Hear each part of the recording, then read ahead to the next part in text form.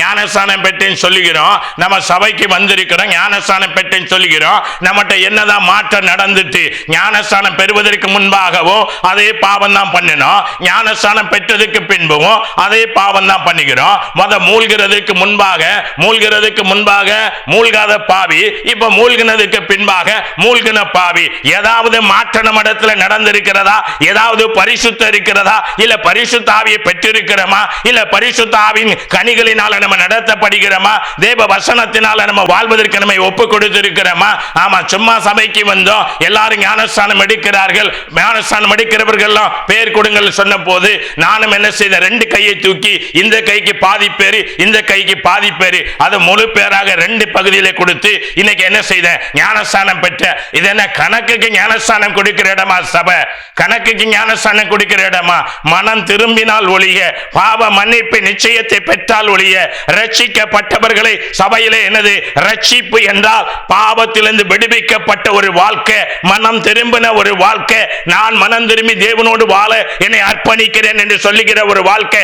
ரட்சிக்கப்பட்டவர்களை சபையிலே அனுதினம் சேர்த்துக் கொள்ளணும். சேர்த்துக் கொள்கிறவர்கள் ஞானஸ்தானம் பெற்று கர்த்தருடைய பந்திக்கு ஆயத்தப்பட வேண்டும். தேவ பிள்ளையே, நம்ம வாசிக்கிற கர்த்தருடைய பந்தியை குறித்து 1 கொரிந்தியர் 11வது அதிகாரத்தில் 23வது வசனத்திலிருந்து நம்ம பார்க்கிறோம்.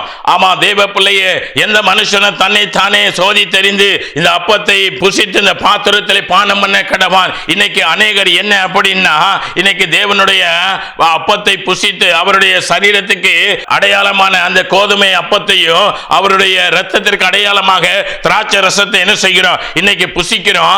அநேகர் தன்னை நிதானித்து அறியாதபடி அவங்க என்ன செய்கிறாங்கன்னா, பாவத்தோட போய் இது என்னவோ ஒரு சடங்காச்சாரம், இது என்னது ஒரு சடங்காச்சாரம் என்று நினைத்து அவங்க என்ன செய்யறாங்க, அதை புசிக்கிறதுனால என்ன ஆகுது அப்படின்னா, 30வது வசனம் இப்படியா சொல்லுகிறது, இது நிமித்தம் உங்களில் அநேகர் பலவீனரும் வியாதி உள்ளவருமாய் இருக்கிறீர்கள், அநேகர் நித்திரை அடைந்தும் இருக்கிறீர்கள். நல்ல கவனிங்க, இது என்ன அப்படின்னா, ஏற்கனவே நடந்து முடிந்ததை இங்கே ஆவியானவர் எழுதி வைத்திருக்கிறாங்க. இதன் நிமித்தம் உங்களில் அநேகர் பலவீனரும் வியாதி உள்ளவருமாய் இருக்கிறீர்கள். இது அந்த நாட்களில் வேத புத்தகம் எழுதுவதற்கு முன்பாக இந்த கொரிந்தியர் புத்தகம் கிபி 55 எழுதப்பட்டிருக்கிறது. ஆமா, ஆதி சபை உண்டாகி அன்னைக்கு அப்பம் பிக்குதெல்லாம் நடந்தது. அந்த நாட்களில் ஞானஸ்தானம் பெற்ற பாவிகள் நாங்கெல்லாம் மூழ்கிறதுக்கு முன்பாக மூழ்காத பாவி, இப்ப மூழ்கின பாவி என்னது ஞானஸ்தானம் பெற்று மனம் திரும்பாம ஒரு பரிசுத்தம், ஒரு சுத்திகரிப்பு, தேவனோட வாழ்ற ஒரு வாழ்க்கை ஒண்ணு இல்லாம சும்மா சடங்காச்சாரமாக நினைத்து என்ன செய்தாங்க, இந்த அப்பத்திலையும் ரசத்திலையும் அவங்கள நிதானித்து அறியாம, தான் பாவிங்கிறத உணராம, பரிசுத்தம் இல்லாம போய் இந்த அப்பத்திலே ரசத்திலே பங்கு பெற்று கடைசியில் அவங்க என்னதான் ஆயிருக்கிறாங்க அப்படின்னா, அநேகர் வியாதி உள்ளவராயும் பலவீனமாய் ஆகியிருக்கிறாங்க. இதுல சில பேர் நித்திரை அடைந்திருக்கிறாங்க. இதெல்லாம் எப்படி தெரியும் அப்படின்னா, ஆண்டவர் அன்னைக்கு ஊழியம் செய்த அந்த தேவ மனுஷர்கள் இருக்கிறாங்க இல்லையா, ஆமா, அப்போஸ்தலனாகிய பவுல் இருக்கிறாங்க, இப்ப பேதுரு இப்படிலாம் இருந்தாங்கல்ல, அவங்களுக்கு ஒரு மரணம் நடக்கும் போது, அதாவது சபையில உள்ளவங்களுக்கு வியாதி வரும்போது, பலவீனம் வரும்போது ஆண்டவர் என்ன சொல்லியிருப்பாங்க அப்படின்னா, சொல்லியிருப்பாங்கலாம் இல்ல, இப்போ இந்த யாவை எழுப்புதல் சபையிலேயே ஆண்டவர் இப்படிப்பட்ட காரியங்கள் நடக்கிற வேலையில நீ அபாத்திரமாய் புசித்தா பலவீனப்படுவ அப்படிம்பாங்க. அதுக்கு அப்புறம் ஆண்டவர் சொல்லுவாங்க, இப்படி நீங்க அநியாயமாக பரிசுத்தம் இல்லாம கர்த்தருடைய பந்தியில பங்கு பெற்றபடியினால இப்படிப்பட்டவர்களுக்கு பலவீனம் வரும், சரீரத்தில் பலவீனம் வரும் அப்படிங்கறத ஆண்டவர் சொல்லுகிறதையும், அப்படிப்பட்ட பலவீனங்கள் நடக்கிறத சபை பார்க்கிறது, தீர்க்க தரிசனம் சொல்லப்படுகிறது, சொல்லப்பட்டு அதற்கு பின் சரீரத்தில் பலவீனம் எதனால தீர்க்க தரிசனம் சொல்ல முடியாது, யாரு சரீரத்தை பலவீனப்படுத்த முடியாது.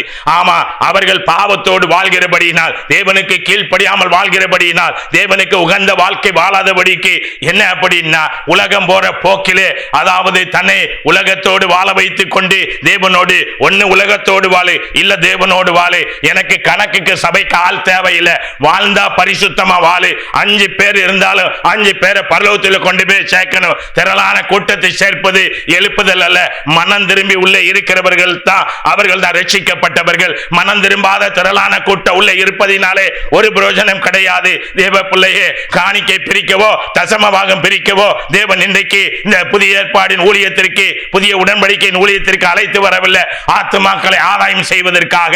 ஆமா தேவ பிள்ளையே, இன்னைக்கு ஏன் அது அப்படின்னா, இதன் நிமித்தம் உங்களில் அநேகர் வியாதி உள்ளவர்களாய் இருக்கிறீர்கள், அநேகர் பலவீனராய் இருக்கிறீர்கள், அநேகர் நித்திரை அடைந்தும் இருக்கிறீர்கள். இதெல்லாம் அன்னைக்கு பாவத்தோடு கூட கர்த்தருடைய பந்தியில பங்கு பெற்றபடியினால இதெல்லாம் நடந்தத ஆண்டவர் இவங்க இந்த பாவம் செய்ததுனால, இந்த அக்கிரம செய்து இந்த கர்த்தருடைய பந்தியில பங்கு பெற்றனால இவர் வியாதி அடைஞ்சிருக்கிறாரு, இவர் என்ன செஞ்சிருக்காரு, பலவீனம் அடைஞ்சிருக்கிறாரு, இவர் செத்தது இதனால தான் கர்த்தருடைய பந்தியில என்ன செய்யல, நிதானித்து அவர் பரிசுத்தமா அதுல பங்கு பெறாம மனமோன போக்குல பாவத்துல மாந்து என்ன செய்துட்டாரு, அவர் தன்னை பெரிய பரிசுத்தவான் சொல்லி அவர் என்ன செஞ்சிட்டாரு, காண்பிச்ச அப்படி இப்படிப்பட்ட ஒரு காரியத்தை செய்ததனால அவர் என்ன ஆனார் அப்படின்னா மரித்து போனார் அப்படின்னு சொல்லி ஆண்டவர் திருஷ்டாந்தமாக தம்முடைய ஊழியக்காரருக்கு என்ன செய்தாங்க, வெளிப்படுத்தி ஆண்டவர் கொடுத்தனால தான் அந்த இடத்துல என்ன எழுதப்பட்டிருக்கிறது அப்படின்னா, இதன் நிமித்தம் அநேகர் உங்களில் பலவீனரானீர்கள், ஆமா வியாதி உள்ளவருமாய் இருக்கிறீர்கள், அநேகர் நித்திரை அடைந்தும் இருக்கிறீர்கள். ஆமா முடிந்து போன காரியம் இங்கே எழுதப்பட்டிருக்கிறது, அன்றைக்கு நடந்தது எழுதப்பட்டிருக்கிறது. நம்மை நாமே நிதானிப்போம் அப்படின்னா நம்ம பலவீனராக மாட்டோம், வியாதி உள்ளவரா மாற மாட்டோம், மரிக்க மாட்டோம். நீங்கள் என்னிலே என் வார்த்தை உங்களிலே நிலைத்திருக்குமே ஆனால் நாம் தேவனோடு கூட அந்த திராட்சை செடியில ஒரு கொடியாக நாம், அதாவது யோவான் 15:2 சொல்லப்பட்டது போல ஒரு கொடியாக வாழ்வோமே ஆனால் தேவ பிள்ளையே, இன்னைக்கு என்ன அப்படின்னா நாம் அவரோடு கூட செழித்தோங்கி நிற்போம். நம்மளை மரணத்திற்கு ஒப்பு கொடுக்கிற தேவன் அல்ல, அவர் நித்திய ஜீவனை அடைவதற்காக நம்ம இன்னைக்கு நம்ம தேவனோடு வாழ்ந்து இந்த பந்தியில பங்கு பெறுவோம்னா நம்ம என்ன செய்வார், கடைசி நாளிலே எழுப்புவார், நித்திய ஜீவனை தருவார், அவரோடு கூட வாழ வைப்பார். அங்கே கண்ணீர் இல்ல, துக்கம் இல்ல, அலறல்ல, மரணம் இல்ல. ஆமா இது மரணத்திற்காக கொடுக்கப்படுகிற கர்த்தருடைய பந்தி கிடையாது,